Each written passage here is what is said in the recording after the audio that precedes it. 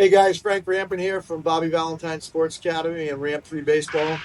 In today's video, I want to talk about the load. And that's a pretty controversial topic in the swing. A lot of people talk about simplifying things as much as possible and not having a big load. And other people talk about having a big load to generate power. There's also a lot of talk these days about once you get loaded, there's very little movement forward in your transfer, which we'll talk about in a whole nother video. But the load is what kind of sets that whole thing up. So what is the load? The load is once you're in your balanced stance, you have your rhythm, you're holding the bat wherever that's comfortable.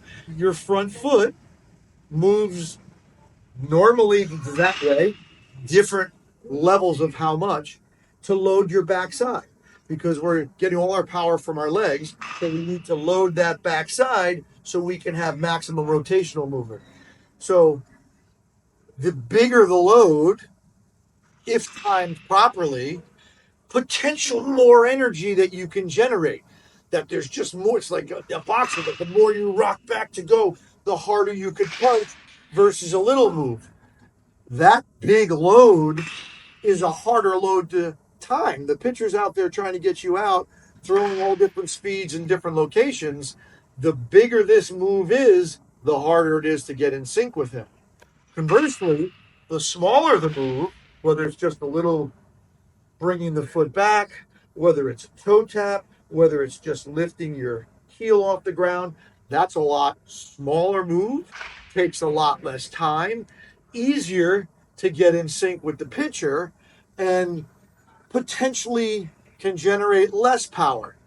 But the key is here is we need to get our players on time to be able to barrel up the ball in the zone in the right spot, the right contact point. So the extra advantage that you may get from a bigger load isn't always worth it. But just remember, there's some athletes, we're all different, and some athletes feel a lot better with having that big movement and feel very restricted with those little movements. So you have to work with that. And if the big load is getting that player beat, the first thing to do is to get them to start it earlier, not necessarily to change it. So again, everybody's different. Work with your players. But here's the key thing that I want to make sure you understand in the load. When you bring that weight into that back hip, you don't want to rock outside that back leg. You don't want to over rotate so that you can't see the ball and the pitcher. And one of the things that we like to teach is to show the bottom of your shoe to the pitcher.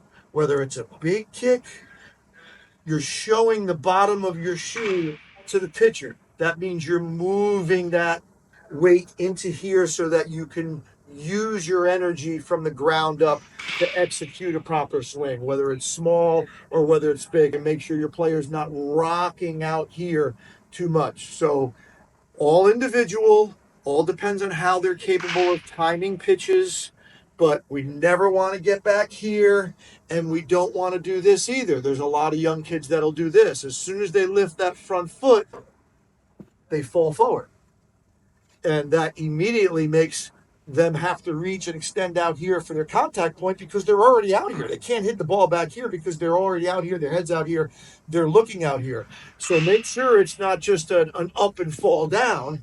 Make sure they gather that weight into their back leg, whether it's small or large, before they get moving into their transfer to execute the rest of the swing. So balance discs are a great thing to work on with the load also, which we can get into in another video, but real important to make sure that they have consistent loads. Remember, if a player has no idea that on one pitch they did this and on the next pitch they did this, those are two different amounts of time that it took.